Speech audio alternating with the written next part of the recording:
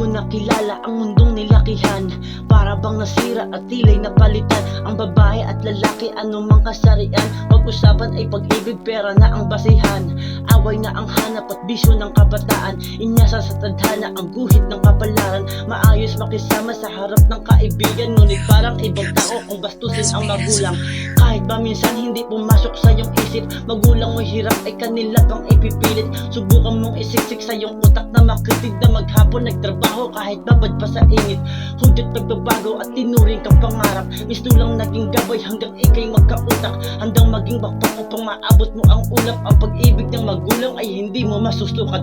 Ang hirap na humanap ang tunay na kaibigan. Kasama mo sa gimmick at lagi mong kainuman. Puno ng pagpapanggap at puro lang kaplastikan. Kung wala ka sa inuman, ikaw laman ng usapan. Kakapagod na, no?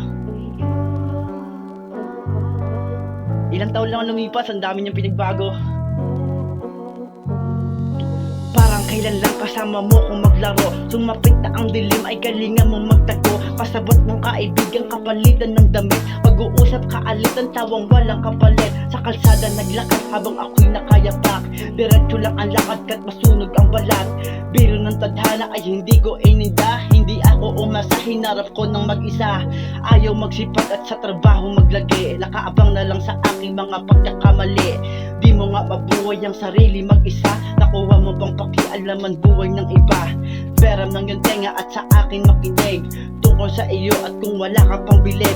Kumilos sa ilalim matitigom ang bibig. Ika'y merong aanunin dahil masipag magdilig.